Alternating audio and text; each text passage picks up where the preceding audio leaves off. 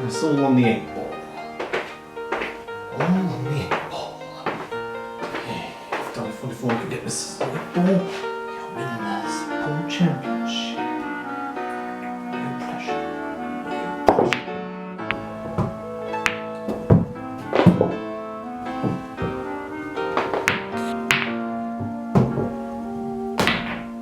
Woo! Yeah! I am the king! You know, it's not as much fun if you're just playing by yourself. No real challenge. Oh well.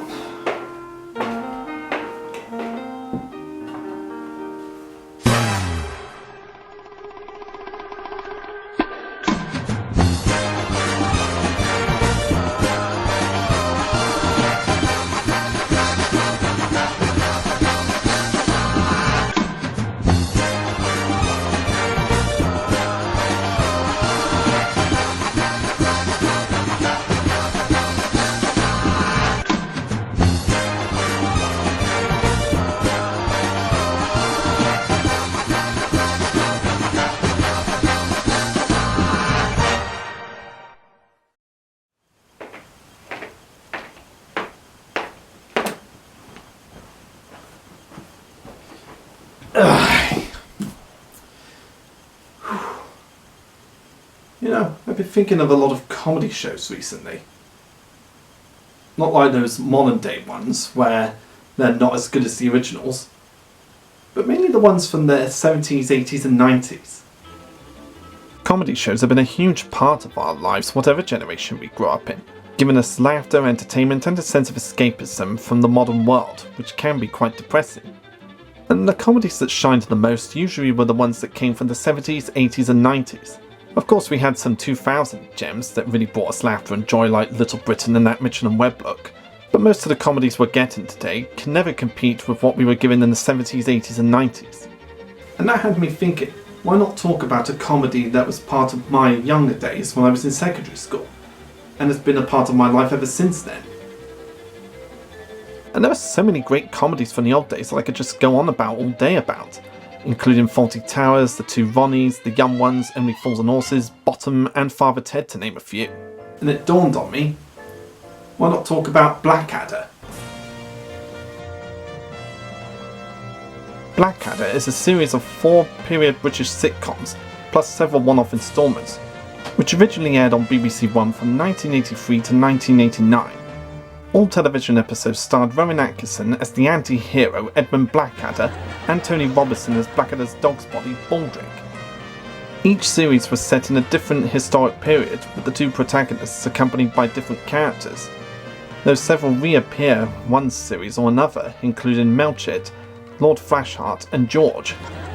The first series of the show was written by Richard Curtis and Rowan Atkinson, 2 partners who would eventually go on to write Mr. Bean, while the rest of the series was written by Curtis and Ben Elton, whose fame includes The Young Ones. So tonight, as this specific comedy has reached the 40th anniversary, I'm going to... hold on. Brainy specs. Don't even need them. I've just been making me look clever.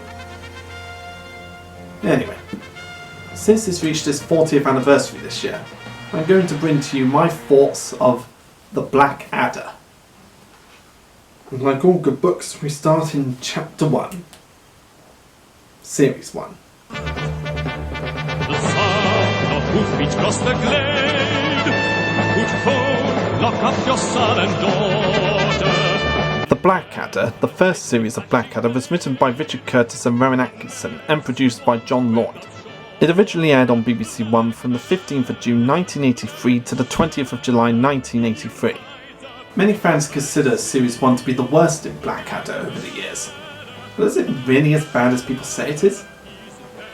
Well, let's dive right in.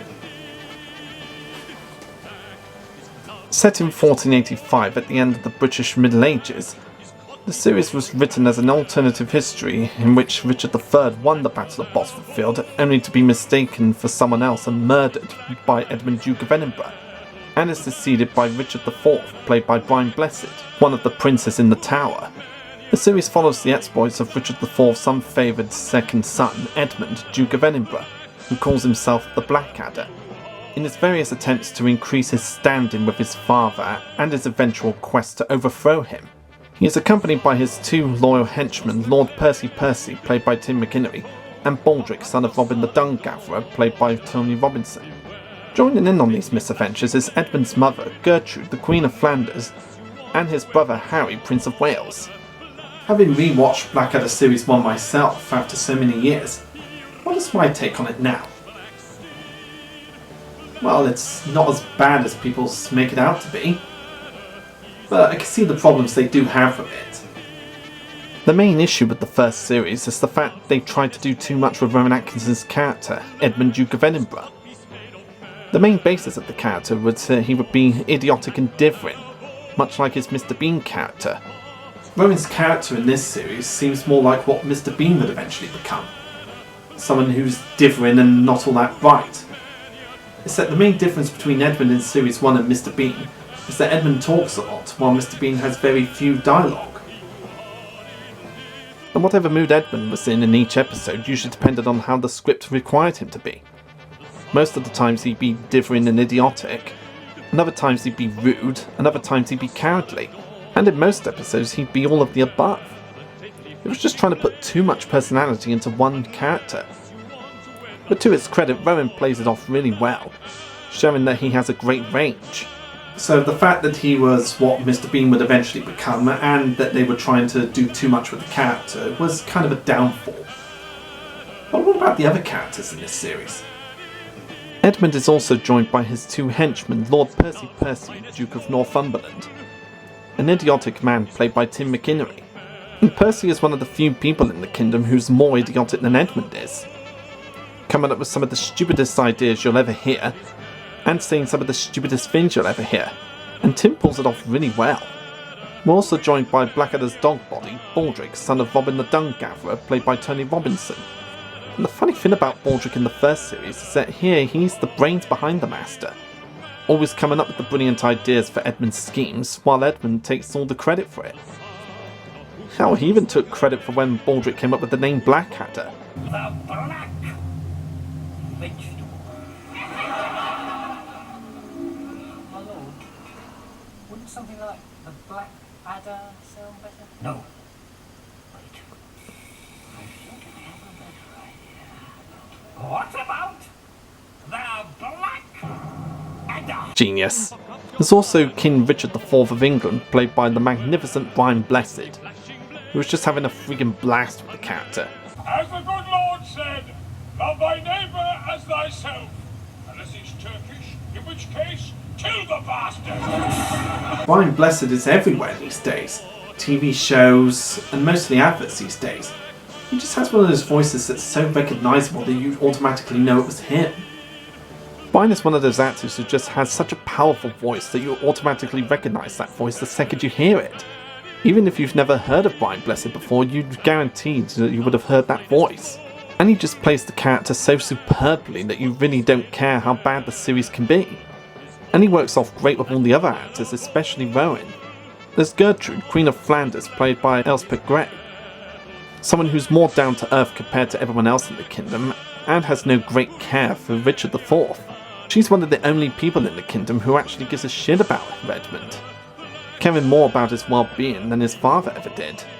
But overall, Edmund comes second best to his brother, Prince Harry of Wales, played by Robert East. I consider Harry to be one of the more positive and upbeat kind of people in the kingdom.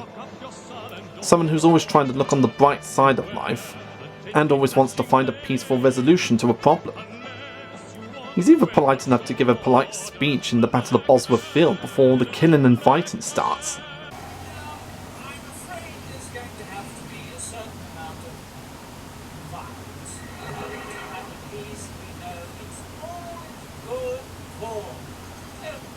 That line needs to be used more often in conversations. And like the Queen, Harry does have a certain care and loving towards Edmund, even though he doesn't always show it at first because of his naivety and his loyalty to his father. It's also worth mentioning that Harry is the favourite son of the king, while Edmund is more like the slimy son that nobody really gives a shit about. But while you're not 100% rooting for Edmund throughout the series, at the same time you do feel kinda sorry for him because he gets no respect from his peers or family.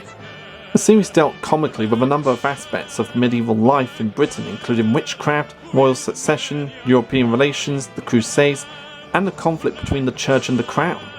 Another thing that makes Series 1 stand out compared to any other comedies is the fact that they feature Shakespearean dialogue.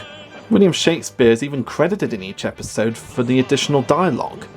And because of the time period this series was set in, it made sense to use Shakespearean dialogue since a lot of his plays were set in the Middle Ages. One thing that gave Blackadder Series 1 that spark that it has today is the amount of celebrities that came in to guest star in episodes. Many big-time celebrities made guest appearances in the series, including Peter Cook as Richard III, who was the first thing that got people drawn into the series. And despite only showing up in one episode, he gives it his all with the character. And he's just such a delight to watch when he's alive and when he's killed by Edmund, when he comes back as a ghost. It's just such a joy to watch. Thank you very much for nothing. Thank you so much. That's the last you'll be seeing of me.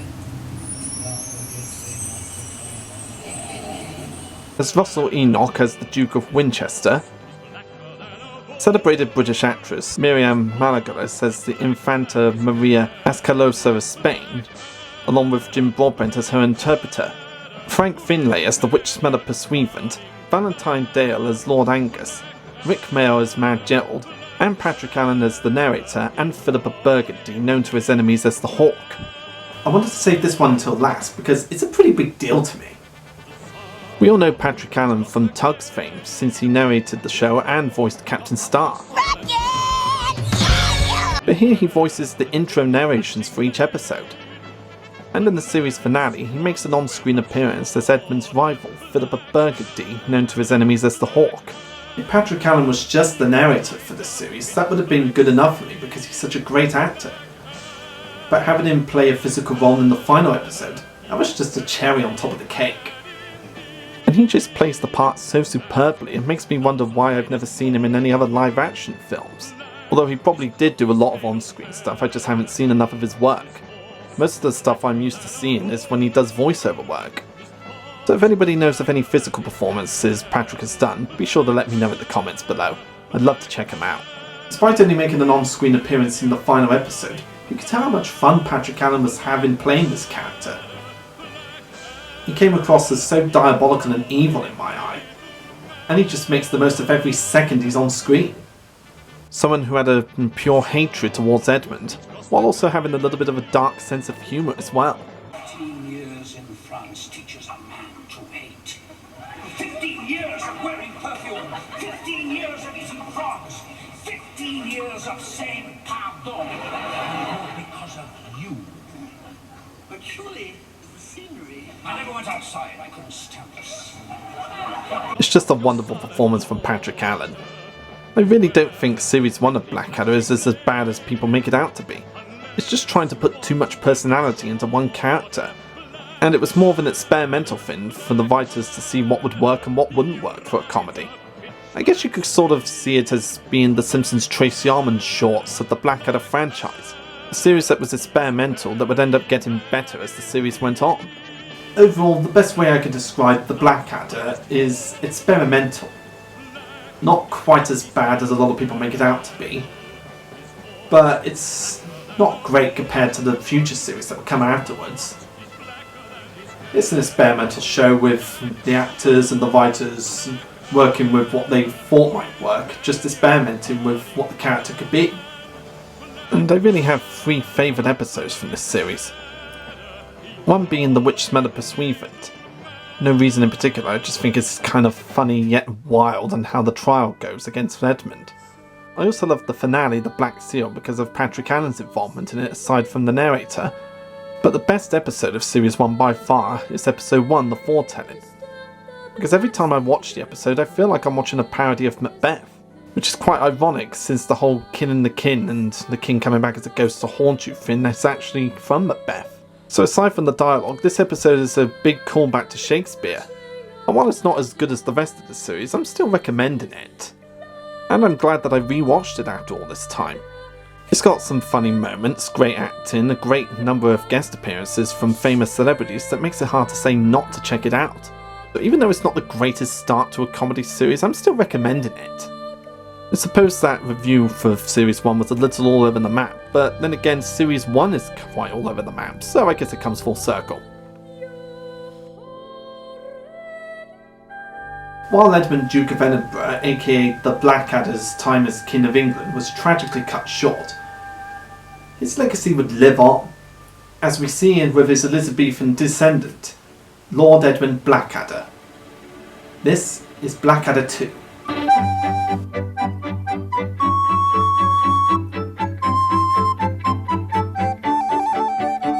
After a 3-year gap from the first series, Blackadder 2 aired on BBC One on the 9th of January 1986 to the 20th of February 1986, and made some radical changes that the series would become known for to this day. Blackadder 2 is set in England during the reign of Queen Elizabeth I, 1558 to 1603, who was portrayed by Miranda Richardson. The principal character is Lord Edmund Blackadder, the great-grandson to the original Blackadder. During the series, he regularly deals with the Queen, Lord Melcher, played by Stephen Fry, his rival for the Queen's affections, and the Queen's determined former nanny, Nursey, played by Patsy Byrne. The series also sees the return of Tim McInnerny as Lord Percy and Tony Robinson as Baldric. So how was the second series of Blackadder compared to the first series? They improved a lot of the mistakes they made in the first series and made up for it with even greater writing and greater character. The biggest change for the series was the writing style. Rowan Atkinson stepped down from the writing table to focus mainly on playing Edmund Blackadder, while Richard Curtis was joined by Young Ones writer Ben Elton, who gave the show that comedic edge that it's known for today, the only way Ben Elton knows how. And the first thing they did was fix Rowan's character by giving Blackadder one defining personality. The fact that he's the only intelligent man in Britain, and he's also the world's biggest asshole, talking down to everyone beneath him, and talking equally down to everybody above him. Tell me, young crone, is this Putney? That it be? Yes, it is, not that it be. You don't have to talk in that stupid voice to me. I'm not a tourist. Blackadder's the kind of grumpy man who feels that he deserves more than what he's getting just because of his intelligence. But because he's working with idiots, he just doesn't seem to get the recognition or respect he deserves. The series did a great job establishing Rowan Atkinson's character in this series as a pompous asshole who's in the middle of the lower class and the upper class, and has a great time insulting them just because he feels that he deserves more than he has. This is a big improvement from how Edmund was in the first series. So he's the sort of character you love and hate at the same time. And he has a lot of witty banter with each character he plays off of, subtly pointing out the higher-up's stupidity, and not so subtly pointing out the people beneath him's stupidity and worthlessness. And this is especially notable when he's around Baldric and Percy. Sorry, I'm late. No, don't bother apologising. I'm sorry you're alive. To you, Baldric, the Renaissance was just something that happened to other people, wasn't it? Another big change in this series would be Baldric's character. He went from the street smart guy from the first series, and he became the idiot for this series and the rest of the series. And that actually worked to his advantage. And I don't think you could have gotten a better actor than Tony Robinson to play this idiotic character. All of the things that comes out of his mouth is just really hard not to laugh at. It's just amazing to watch this character's stupidity paired up with Blackadder's intelligence. This is called adding. If I have 2 beans, and then I add 2 more beans, what do I have? Some beans. Yes? And no. Let's try again, shall we? I have 2 beans, then I add 2 more beans. What does that make? A very small casserole. Baldric, the 8 creatures of the Indus have mastered this. And I love it so much that I actually used a bit of Baldric's personality for Slovene in Second Co. I just love it that much. I have a cunning plan to make Unikitty happy again, guys. Even though it's probably going to be something stupid. What's your plan to make Unikitty happy? The only one of the original trio who hasn't changed personality-wise is Percy, played by Tim McInnerny once again. He's still the stupid man we remember him from the first series. And it's just great to have him paired off with Baldric's stupidity in this series. Of course, I'm very keen to go on the trip. It's just, unfortunately, I've got an appointment to have my nostrils plucked. Next year. Oh, I'm sorry, my lord. I thought it was because you were a complete coward. Don't be ridiculous, Baldric. You know me. I mean, I laugh in the face of fear and tweak the nose of the dreadful spindly killerfish. I'm not one of your milksops who's scared out of his mind by the mere sight of water. Yes, all right, I admit it, I'm terrified! And I should note earlier that this would be the last time Tim McInnerny would play Percy in the Blackadder series, for this would be the last series to feature Lord Percy. And Tim just plays the part so superbly, probably not knowing that this would be the final time the character would appear. And even though some of the main characters for the first series never made it into this series, you did at least get some new main characters, including Elizabeth I, played by Miranda Richardson. And like with Tony Robertson, you really couldn't have gotten a better pick than Miranda Richardson for Queen Elizabeth I of England. She looked the part, acted the part, and sounded the part. First I'm going to have a little drinking, and then I'm going to execute the whole lot of it. She's sort of the equivalent to the Queen of Hearts from Alice in Wonderland. Just how quickly she could flip-flop from being calm and collected to just screaming like a little child. Is it a stick, Lord Blackadder? Yes, ma'am, but it is a very special stick, because when you throw it away, it comes back. Well, that's no good, is it? Because when I throw things away, I don't want them to come back. Threatening to behead people if they don't give her what she wants. It's one of those hilarious scenarios where a child in a grown-up body is somehow given a lot of power, and Miranda Richardson plays the part so superbly. It's one of her most iconic roles to date. Also joining the cast is Stephen Fry as Lord Melchett. Lord Melchett is a sophisticated character who has quite a bit of intelligence about him but is still not all that bright. And he's usually the one that's always by Elizabeth I's side, tending to her whims while also trying to stay on her good side so he doesn't get his block chopped off. And since this series, Stephen Fry became a regular for the Blackadder series, returning as either Melchett or another character. But we'll get to that when we get to the next series. The third new character is Nursey, aka Bernard, played by Baxley Byrne. And she's the loyal nurse who's been with Elizabeth I since she was a baby, but years later still talks to her like she was a little child, like she loves her little babby. And all the dialogue she has is pretty damn funny. And I love this Nursey moment just for the wackiness of it. You almost were a boy, my little cherry pip. What? Yeah. Out you popped out of your mummy's tumpkin, and everyone shouted, he's a boy, he's a boy. And someone said, but he hasn't got a winkle. And then I said, a boy without a winkle?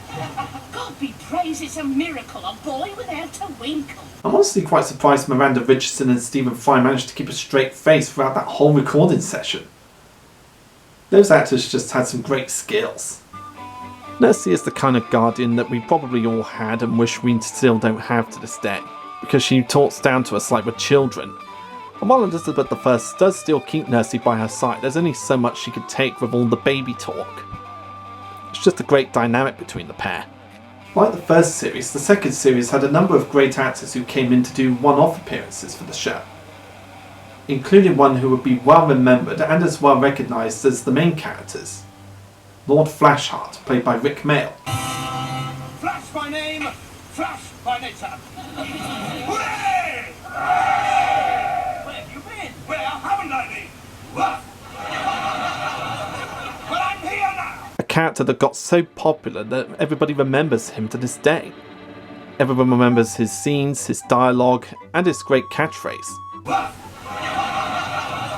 When you see interviews with Rick Mail about Blackadder, he reveals that he would only appear as Flashheart if his character would be funnier than Rowan's.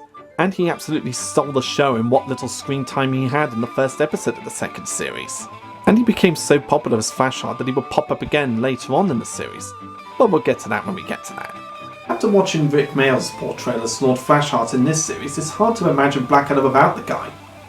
He just brings so much energy and so much ego to the character. And he just steals the show every moment he's on screen. Simon Jones appears as Sir Walter Raleigh. Tom Baker makes a guest appearance in the same episode as Captain Redbeard Rum. Ah! You have a woman's hand, my lord. I wager these never weighed anchor in a storm. Well, you're right there.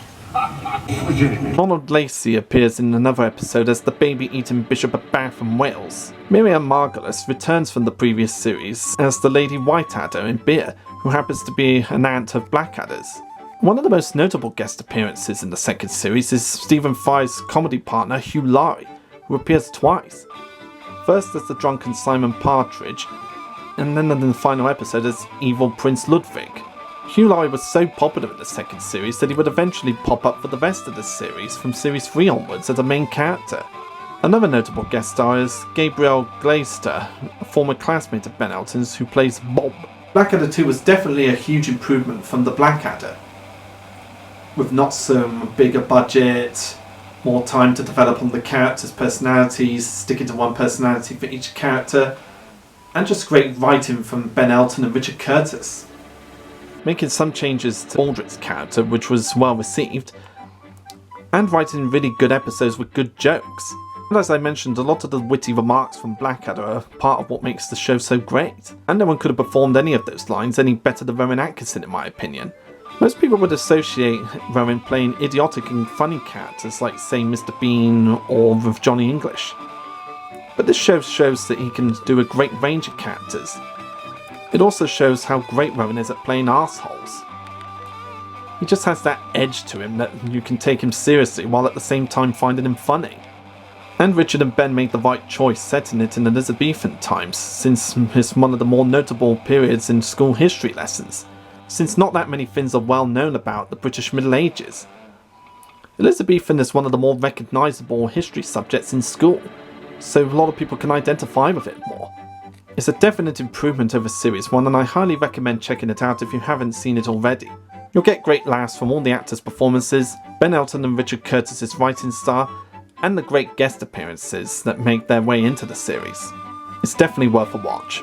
See the little goblin, see his little feet, and his little nosy woes, isn't the goblin sweet? Yes! With the success of the second series, the gang wasted no time in producing the third series, which would again leap forward in time to the Georgian days, with Blackadder III.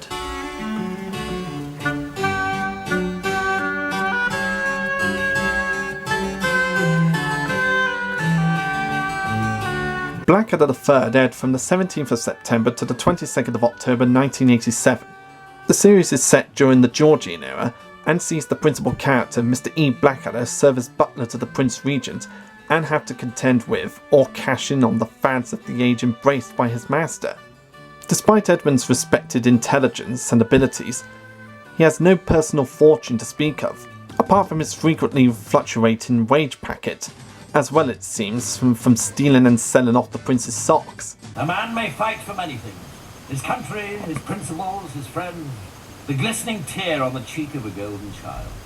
But personally, I'd mud wrestle my own mother for a ton of cash, an amusing clock and a sack of French porn.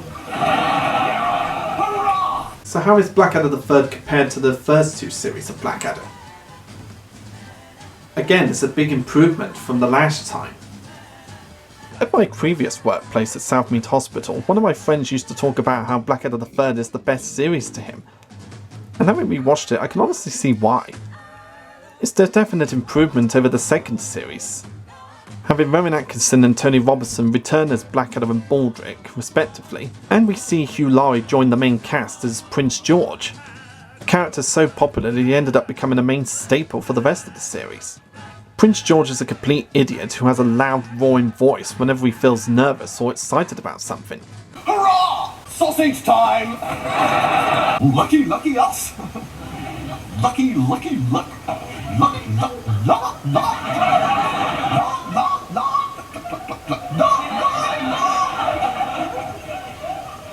Rewatching the series, you can really tell how much fun Hugh Laurie was having playing Prince George. Every time he's on screen, he just makes the moment of every time he's on the camera, and just goes all the way with it. Despite running the country due to his royal family, he takes no interest in his duties and doesn't take anything seriously, only being concerned about the things he loves, like his socks, women, and other stuff that takes his fancies. Aside from changing Blackadder's role in the show to butler to an imbecile prince, The cast was cut down from a huge 5 or 6 character list to a 3 main character list. We're also introduced to a new character, Mrs. Miggins, played by Helen Atkinson Wood, a woman who owns a coffee shop that Blackadder regularly visits. And she often visits Blackadder to deliver some buns and whatnot. Good morning, Miss Miggins. Bonjour, monsieur. What? Bonjour, monsieur. It's French. So is eating frogs, cruelty to geese, and urinating in the street. But that's no reason to inflict it on the rest of us. I'll have a cup of coffee and some shepherd's pie, please. Oh, we don't serve pies anymore. My French clientele consider pies uncouth.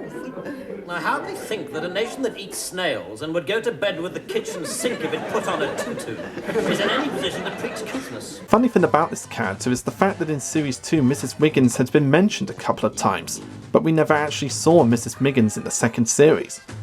So this was the first time we got to see the character in full. And she plays off really well against Rowan and Tony's characters. And it's been hinted that she probably has a crush on Blackadder, since she regularly visits him, and she loves it whenever Blackadder comes to her coffee shop, despite the fact that he's incredibly rude about her coffee. Ah, good day to you, Mrs. Miggins. A cup of your best hot water with brown grit in it. Unless, of course, by some miracle your coffee shop has started selling coffee. Well, that's not very nice. Like the first 2 series, Blackadder has a range of various actors who came in to play one-off characters in each episode, including Simon Osborn as William Pitt the Younger, and one of the most famous ones was Robbie Coltrane's Dr. Johnson. This book, sir, contains every word in our beloved language. Every single one. Every single word, sir. Oh, well, in that case, sir, I hope you will not object if I also offer the doctor my most enthusiastic contrafibularities. Contrafibularities, sir? It is a common word down our way. Oh, I'm sorry, sir. I'm anaspeptic, spasmodic, even compunctious to have caused you such pericombobulation. Tim McInnery returning as the Scarlet Pimpernel, with Young Ones actor Nigel Planner showing up as his right-hand man. Upon doing research for the series, I discovered the reason why Tim McInnery didn't return as Percy for the series. It was because he decided not to continue playing Percy for fear of being typecast, although he did agree to appear for a guest role in the 3rd episode. And this was the first time we got to see him play a slightly more sensible character compared to Percy. And he just plays it off superbly. Famous Red Dwarf actor Chris Barry appeared in the same episode as Tim and Nigel as the evil French revolutionaire. I hate you English with your boring trousers and your shiny toilet paper. Your ridiculous preconceptions that Frenchmen are great lovers. I'm French, and I'm hung like a baby carrot at a couple of...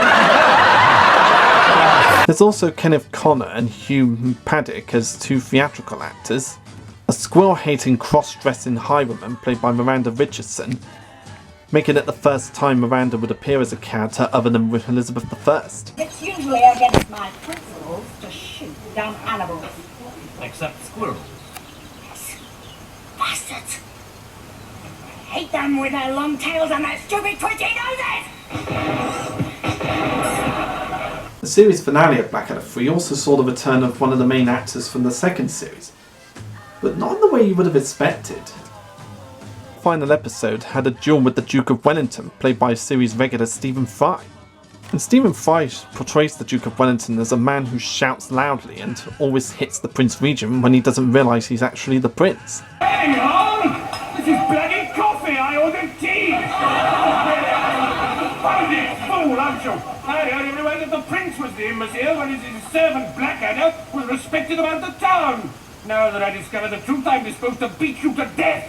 Tea!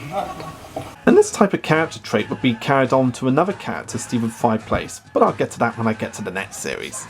Blackadder 3 may have cut down on the main cast of characters this time around, but it doesn't fail to give us all the laughs and all the entertainment that we'd expect from Blackadder at this point. And Blackadder 3 definitely succeeds in entertaining its audience.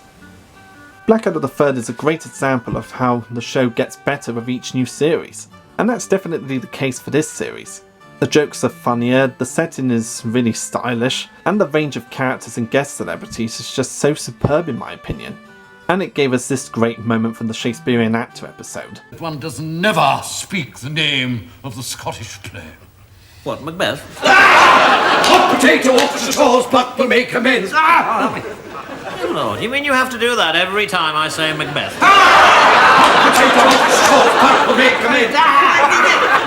Every time you see all the main actors as well as the guest actors on the episodes, you could tell how much fun they were having playing their characters. And it was what gave us a full taste of the range Hugh Laurie had, compared to his guest appearances in the previous series. This is one of the roles that made Hugh Laurie the household name that he is today. And it's partially what got him into even bigger roles, including House. In conclusion, Blackadder 3 is a definite improvement over the second series. And I don't even need to say that it's an improvement from the first series, because it really is. The jokes are funnier than ever before, the chemistry between Blackadder, Baldric and Prince George is superb, and the scenarios the characters get into are just so damn funny. And it's another comedy that I highly recommend for Blackadder fans, and just lovers of Rowan Atkinson and comedy in general. It'll definitely have you entertained for hours on end. Baldric, what have you done? I've done C and D. Right, let's have it then. Right. Big blue wobbly thing that mermaids live in. C. Yes. Tiny misunderstanding, still. My hopes weren't high. Oh, and what about D? I'm quite pleased with dog. Yes, and your definition of dog is? Not a cat. Excellent. After seeing the misadventures of Blackadder, butler to the Prince Regent, we will once again jump forward in time to Elizabethan times to visit Ebenezer Blackadder in Blackadder's Christmas Carol.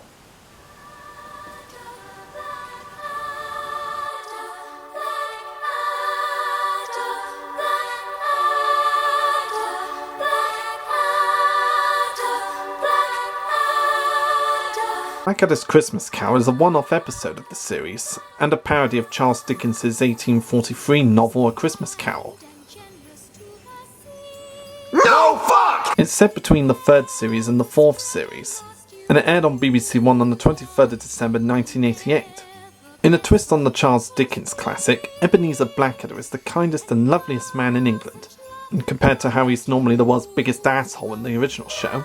But that all changes on Christmas Eve when the Spirit of Christmas, played by the late Robbie Coltrane, shows Blackadder the antics of his ancestors and descendants, and reluctantly informs him that if he turns evil, his descendants will enjoy power and fortune, while if he remains the same, a future Blackadder will live shamefully to the rules of Baldric. Ebenezer ironically likes the way his ancestors behaved and decides that he wants to be an asshole from now on too. Bring forth God bless Mr. Me at Christmas time and baby Jesus too. If we were little pigs we'd sing piggy wiggy wiggy wiggy woo. Oh piggy wiggy wiggy woo. Piggy wiggy woo. Oh piggy wiggy wiggy wiggy wiggy woo.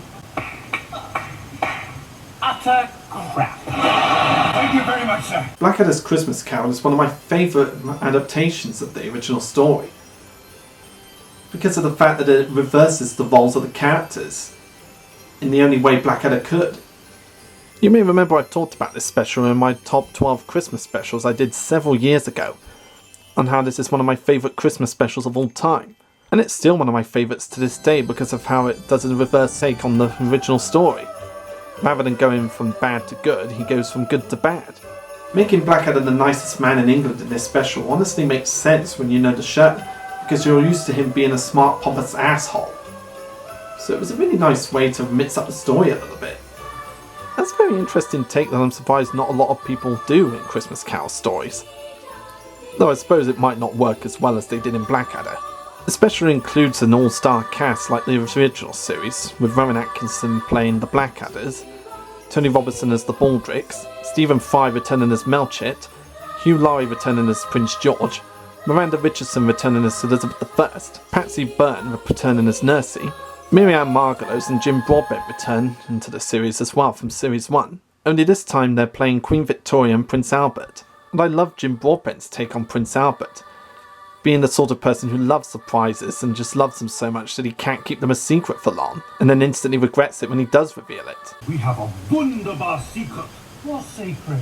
Ah, If I were to tell you that we're going to give him an enormous fortune for being so generous, then it would no longer be a secret. Damn, I'm so stupid. Damn. The episode also includes Pauline Melville as Mrs. Scratchit, who is obviously a take on the Cratchit family. And you might not know this, but she actually played Vivian's mother in The Young Ones. What? No, seriously, I had to watch the special and those episodes multiple times in order to recognise her face and her voice. Ah, Mr. Ebenezer. I was wondering if you had perhaps a little present for me? Or found me a little fowl for Tiny Tom's Christmas? Hello, Vivian. Piss off! That's no way to talk to your mother, Vivian. All right then. Piss off, Mum.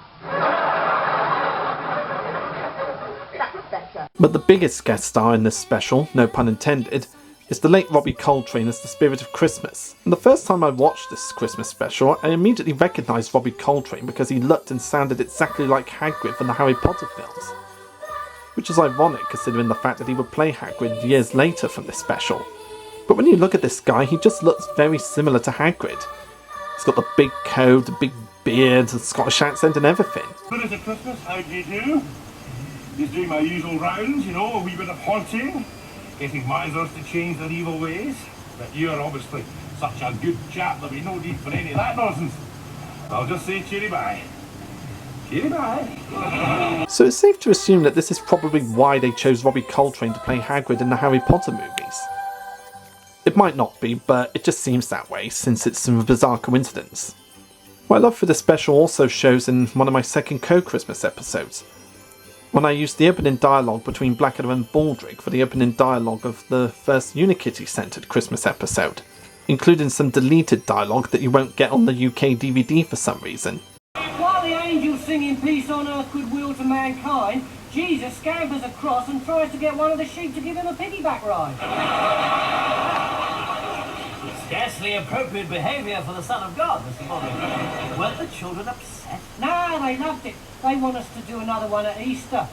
They want to see us nail up the dog. Ah, the playful young scamps, eh? While the angels sing in peace on earth, goodwill to mankind, Jesus scampers across and tries to get one of the sheep to give him a piggyback ride.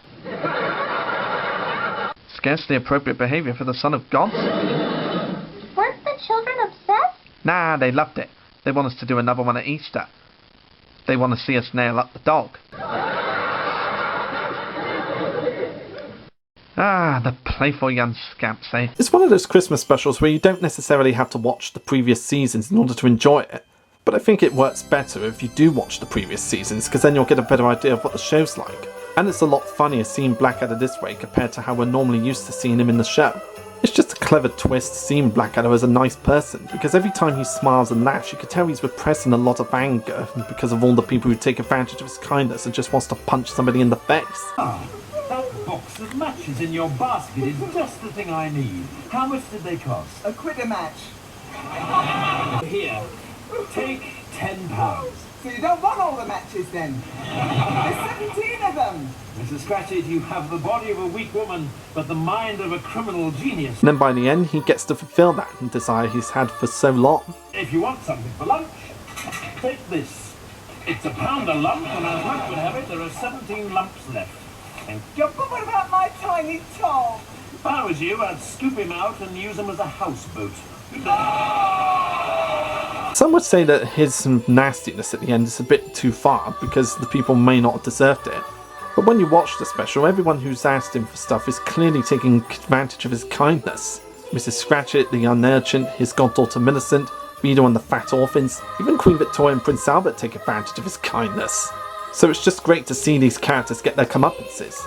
Unlike the regular show, the insults Ebenezer Blackadder throws out are just damn hilarious. Baldric, I want you to take this and go out and buy a turkey so large you think its mother had been ruptured by an omnibus. I'm going to have a party and no one's invited but me. Rewatching it again, I find that there's only one nitpick I have with this special, and it's the fact that Lord Percy doesn't show up during the Blackadder 2 flashback. I imagine it was probably because Tim McInnery was probably too busy with other commitments, so they had to film around him. And while it doesn't come close to ruining this special, it is a shame that Percy didn't show up in this special. But that's just a nitpick and it doesn't spoil the Christmas atmosphere of this special for me. Blackadder's Christmas Carol is one of the best Christmas specials I've ever seen in my years. And it's one of the best adaptations of A Christmas Carol, putting a new spin on the Dickens classic. And it's definitely worth a watch around Christmas time. It's got all the laughs and comedy that you'd expect from a Blackadder production, and it's got a great cast of actors that you're going to love all the way through. This is a Christmas special that I highly recommend checking out if you haven't watched it already or haven't seen it for years. But if you're going to watch it for the first time, I would recommend watching the first 3 seasons prior to this one to get a full idea of Blackadder. It's one of those Christmas specials that will never stop being funny for generations. Mr. B, where's the milk of human kindness? It's gone off, Baldrick. It stinks. Blackadder also gave us a comic relief special before the 4th series came in, called Blackadder the Cavalier Years, which focused on the execution of King Charles.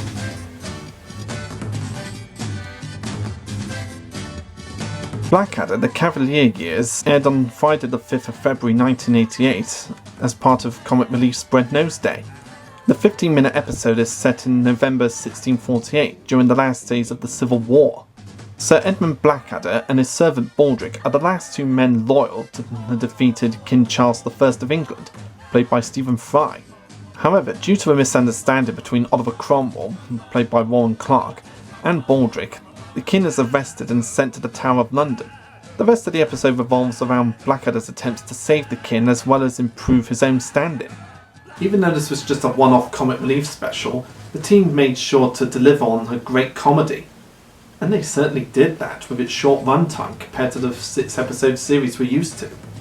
For a 15-minute short, this is really entertaining like the rest of the series. It shows how far Blackadder is willing to go to ensure that his own future, as well as the future of the British Kingdom, is secure, while of course mostly being concerned about his own future. Unlike the main series, Baldric always finds a way to fuck up something for Blackadder and the rest of the kingdom. And this was one of those rare times where Stephen Fry would appear in the series as someone other than Melchett.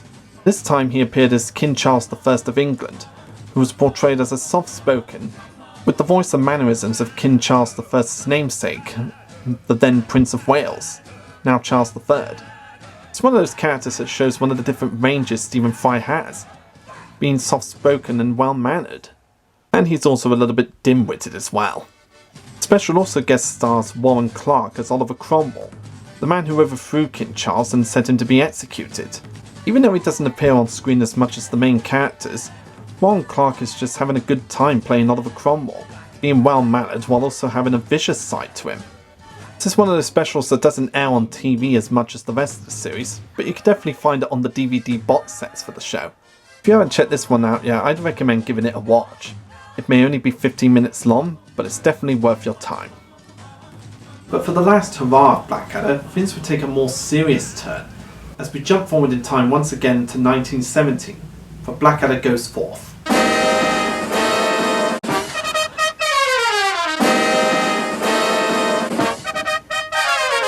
Blackadder Goes Forth is the 4th and final series of the British and BBC sitcom, written by Richard Curtis and Ben Elton. It aired from the 28th of September to the 2nd of November 1989 on BBC One. The series places the recurring characters of Blackadder, Baldric and George in the trench in Flanders during World War I, and following their various doomed attempts to escape from the trenches to avoid death under the misguided command of General Melchett. So how does Blackadder Goes Forth hold up compared to the original series? It's honestly my favourite in the whole franchise. Blackadder Goes Forth is my favourite of all the Blackadder series, because I think it has the best moments in my opinion. We of course get the return of Rowan Atkinson as Captain Edmund Blackadder, whose one goal is to avoid being killed, but his schemes always land him back into the trenches. He is joined by his Batman Private S. Baldric, played by Tony Robinson, and idealist Edwardian twit Lieutenant George, played by Hugh Laurie. Melchett, played by Stephen Fry, makes a return in this special, only this time he's a lot more different from how he was in the second series.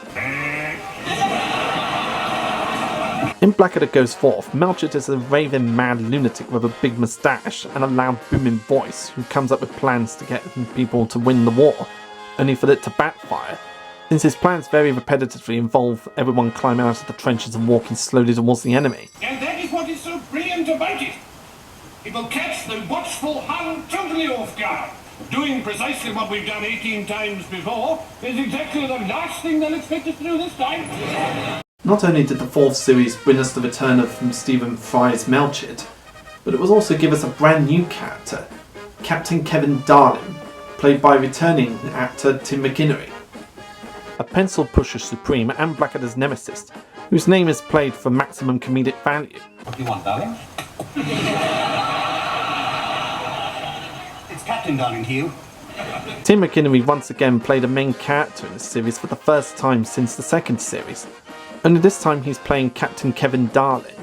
One of the most notable things about Darling is his rivalry with Blackadder, how they both have a hatred towards each other, and how Darling has a funny twitch in his eye every time he gets scared or gets mad about something. And the banter between him and Blackadder is just so entertaining. You can tell that these two are on equal value, intelligence-wise, and yet they both have dead-end jobs in the army. Except Darling has more privilege than Blackadder is, since he's miles behind the front lines. And Blackadder makes sure to make his life a living hell because of it. Despite Darling being completely different from Lord Percy for the first two series, you can really tell how much fun Tim McInnery was having playing this brand new character with a ridiculous name. While the first episode of this series focuses mainly on the main characters, the other 5 episodes have a lot of guest appearances like in the previous series, including Stephen Frost as the leader of the firing squad, Miranda Richardson returning for the series, this time playing Nurse Mary Fletcher Brown, 2 further appearances by Gabriel Glaister as Bob. In this series, Bob is a young woman pretending to be a boy in order to join the army.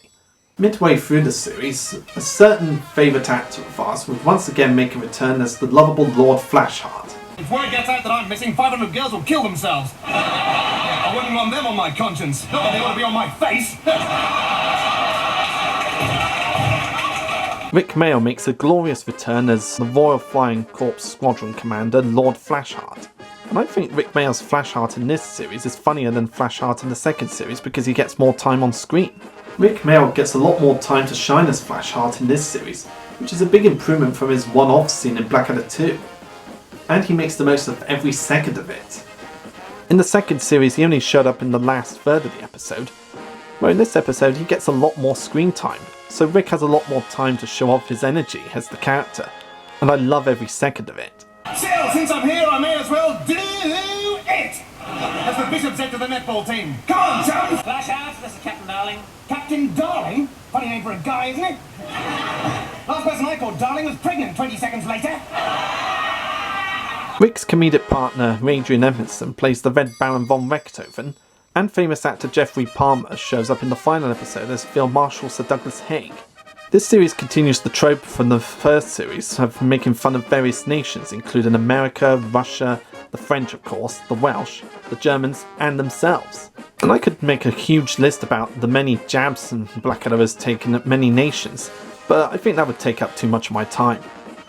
And plus, somebody on YouTube has actually made a list of all the jabs they've done at every nation. I left a link for that video in the description below this video. But I will show some of my favourite jabs Blackadder has made at many nations. There's something wrong with your fiancée, sir. Oh my God, she's not Welsh, is she?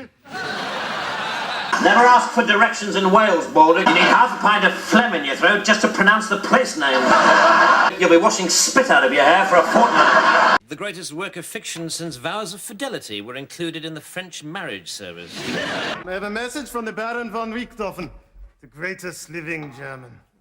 Which, considering his competition consists entirely of very fat men in leather shorts burping to the tune of She Were Coming Round the Mountain, is no great achievement. When I joined up, we were still fighting colonial wars.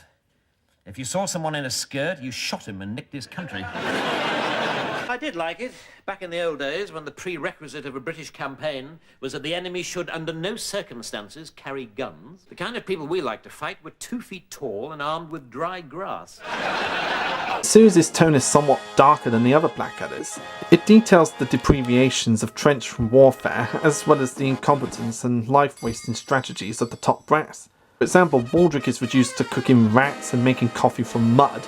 Meanwhile, General Melchett hatches a plan for the troops to walk very slowly towards the German lines because it'll be the last thing Fritz will expect.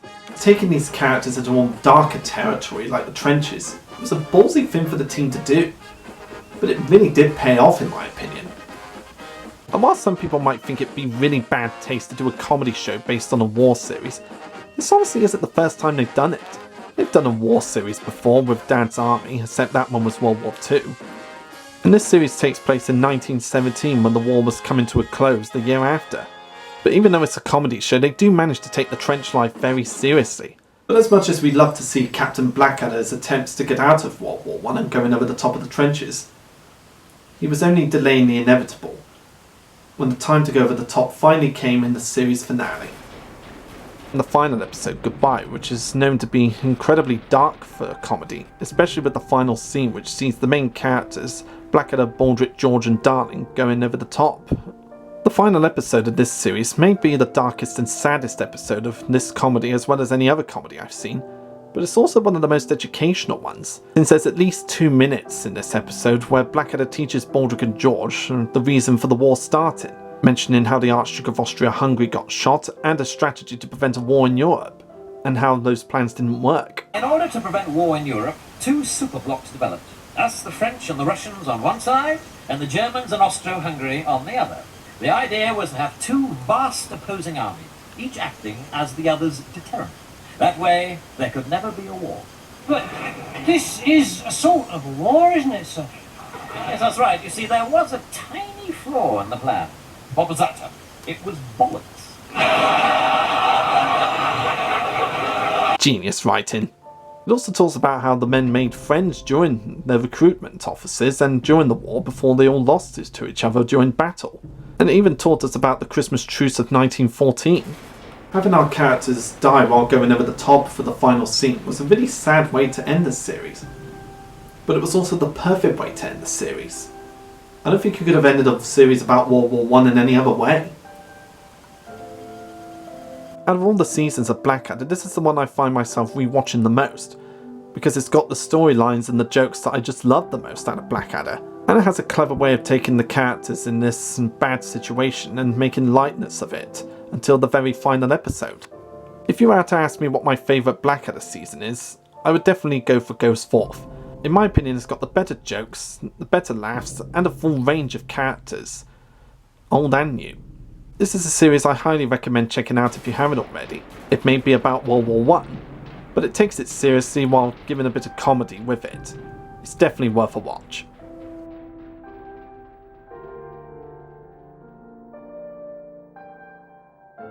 While the Blackadder series ended with everyone going over the top and dying in World War I, that didn't spell the end of Blackadder entirely, as the team came back for one last hurrah on New Year's Eve 1999, with Blackadder back and forth.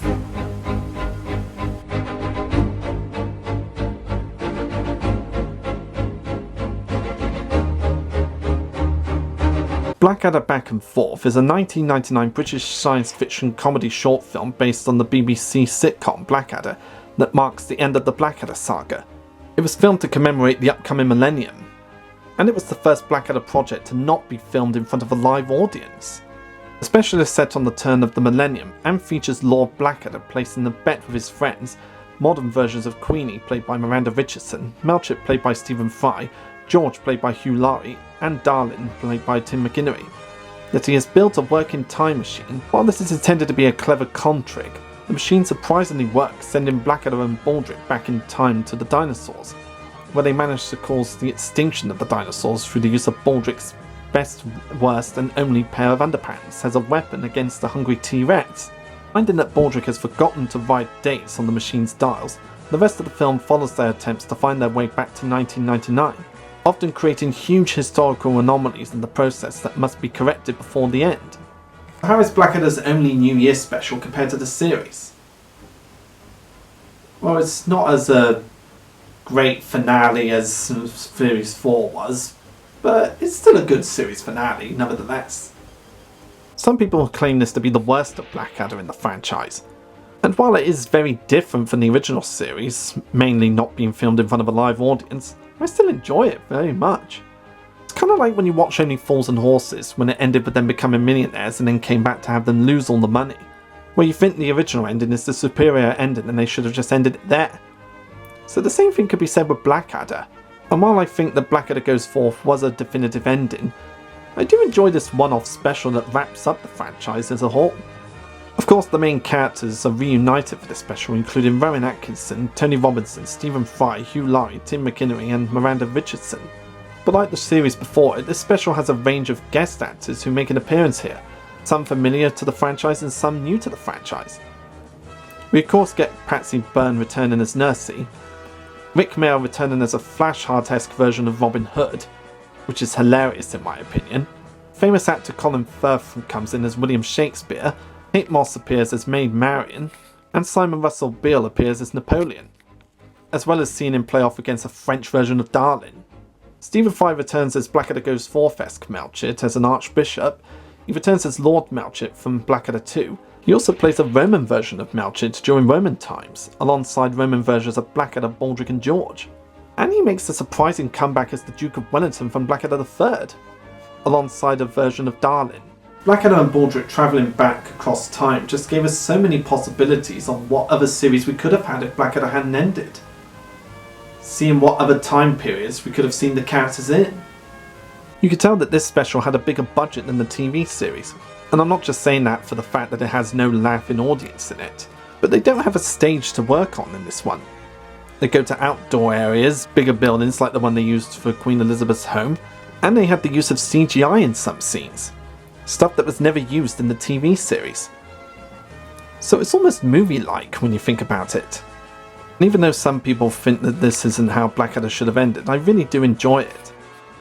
And when it got released on DVD, it had a special feature called Baldric's Video Diary, which started off as a video diary of Tony Robinson playing Baldric, going through his adventures with Blackadder and the filming of the special, and then it cuts to the actual behind the scenes of the special, as well as showing us some deleted scenes that never made it into the final cut. And the deleted scenes are really fun to watch, so I do recommend that you get this on DVD. The film was so popular that it was nominated for Best Situation Comedy at the British Academy Television Awards in 2001. So yeah, Blackadder Back and Forth isn't exactly the great finale that Blackadder Goes Forth was, but it's still a fun way to end off the series in my opinion. It's just not as great as Blackadder Goes Forth's finale. Like the main series, it's got really good laughs, and it shows that Ben Elton and Roger Curtis haven't really lost their touch with writing Blackadder. And while I don't see this wrap-up as grand and epic as Blackadder Goes Forth's final episode, I do think this is a really nice way to wrap up the series as a whole. Having Blackadder and Baldric go on this wild adventure, and then everything ending well for Blackadder for once. So this is one that I would definitely recommend checking out if you love Rowan Atkinson and all the other actors that have been in it, as well as Blackadder. It's a fun time travel adventure with your favourite characters, and it won't disappoint with the jokes. And with all that history out of the way, how does Blackadder stand the test of time today? As well as it did back in the 1980s. While it's been many years since an episode of Blackadder has aired on TV, the show still gets reruns on Gold and various other channels from the BBC, and The Christmas Carol often gets replayed on Gold and sometimes BBC One around Christmas time. And the series led to all the actors and writers going on to do their own things. Rowan Atkinson becoming famous for Mr. Bean, Tony Robinson taking on other roles including children's television and documentary series, Hugh Laurie being a huge actor in America, Stephen Fry becoming one of the biggest comedy actors of all time, and Rick Mail was already famous before Blackadder, but you could say that this probably got him more roles in comedies like Bottom and even Man Down, and some fans had often asked the crew at Q&As if they would ever do more Blackadders, and it was said that they did pitch an idea that would have been set in the 60s where Blackadder would be the bastard son of Queen Elizabeth II, but nothing really went through because they didn't feel that the comedy world of today would really accept it. And with how people's sensitivity has changed over time, I can see why. Especially with a lot of the national jokes that the series made. But I personally think it's best to just leave well enough alone. Blackadder had a really good run, and we got the classic series of it to look back on and remember all the fond memories that we had watching it. And the show was so popular that they went back to it to celebrate the anniversaries of it with documentary shows where all the actors and writers reminisce about the fun time they've had on the show. And very recently we did get the release of the Lost Pilot episode for Blackadder released on Gold, which I'll probably talk about in a future episode since I have yet to watch it. It's just left a huge impact on the people who worked on it and the people who watched it from start to finish. And I always look forward to re-watching the DVD whenever I put it on, whenever I have the chance. After all this time, Blackadder is still loved, quoted and re-watched by many generations, the old generation that always loved it, and a new generation that was introduced to it recently. It's just one of those comedies that really does stand the test of time. So in my mind, Blackadder was one of the greatest comedy shows the BBC had ever put out, as well as comedies in general. Each series had great laughs, a great all-star cast, and it's just such a great series to watch, especially if you love satire and sitcoms and comedies. This is a comedy series that I would recommend checking out for anyone who loves Rowan Atkinson, Tony Robertson, and the all-star cast, and just comedies in general. You'll get a lot of kicks out of the situations the characters get into, the jokes that are in it, and just the all-around greatness of all the actors and episodes, and it really makes you appreciate all these people who got together to make a period comedy. It's definitely worth a watch if you haven't seen it yet or haven't seen it in years.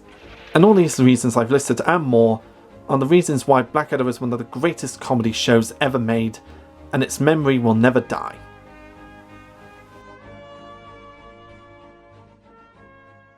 And that's the whole history of the Blackadder family. I hope you enjoyed my little look back at one of the greatest British comedies ever made, and look forward to more reviews later on. I'm Dalek44, and I'll see you next time, folks. You love a good change around.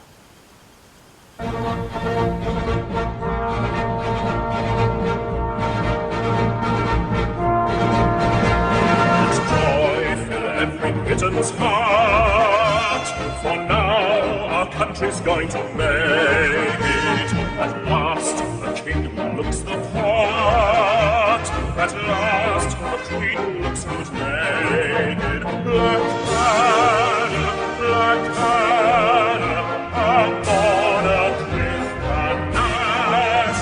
Blackadder, Blackadder, he's got a nice moustache. Utter crap. I'll just say cheery bye. Cheery bye.